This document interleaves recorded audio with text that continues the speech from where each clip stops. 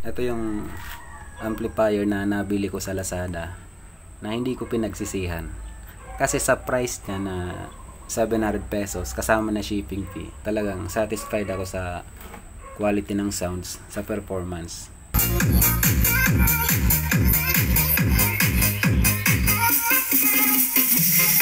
Simpleng tech, honest reviews at easy tutorials dito lang sa Boboy Vlogs.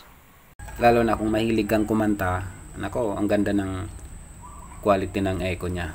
Titimplahin mo lang. Ganun lang, pwede mong ganyan, yung magkapantay lang yung echo tsaka mic. Pwedeng mas mataas ng konti yung volume ng echo. Ganun lang, ganun din yung treble tsaka bass. Then yung volume. Ganyan lang yung simpleng pag-balance ng treble tsaka bass at mic at echo. Pero nakadepende pa rin yan sa speaker na ikakabit nyo. Yung tweeter pala na ikinabit nyo, 4 or 2, syempre mas malakas yun. Kumbaga babawasan mo yung treble dito. Ganun lang magtimpla. Pero ang pinakapunto guys sa video nito talaga, i-share ko lang sa inyo itong amplifier na Hug amplifier na ginawan ko na dati ng video, pero ni-review ko ulit para sa mga naghahanap niya ng amplifier na naghahanap ng mura pero kumbaga hindi ka naman mapapahiya sa performance na kaya niyang ibigay. Kasi tingnan niyo naman yan, no? Yung specs niya maganda. Mayroon pa nga tong FM, tapos via Bluetooth na rin.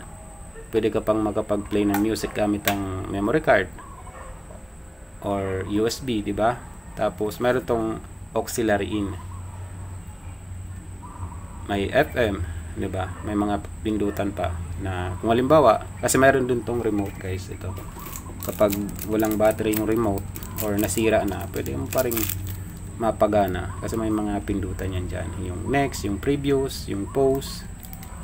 Ito yung on and off.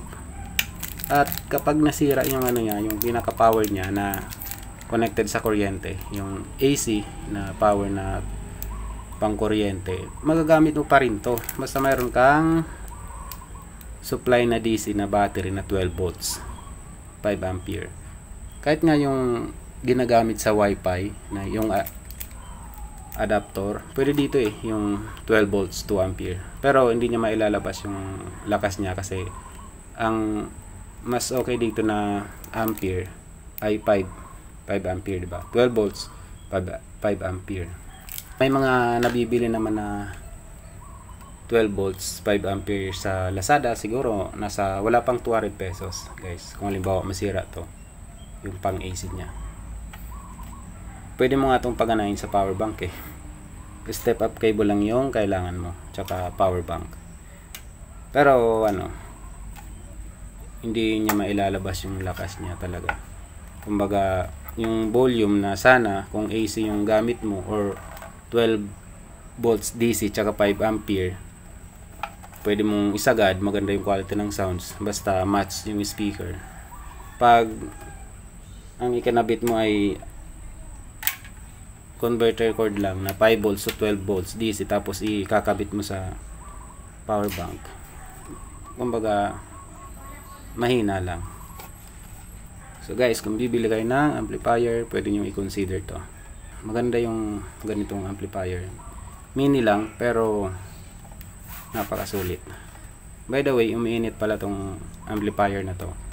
Mas maganda kung meron kayong electric fan, itutok nyo. Kasi akin ang ginawa ko, bumili ako ng USB fan na dito ko lang isasalpak, tapos tutok ko dyan, okay na, hindi na umiinit. Sa specs guys, ito yung nandito sa box na share ko sa inyo. Yan. So hindi ko na babasahin kasi nandiyan naman, kitang-kita sa video, di ba? Maganda yung ganitong amplifier, mura lang. Yung 300 watts niya guys, 300 watts plus 300 watts, PMPU po yan. Ito yung pinakasagad na niya.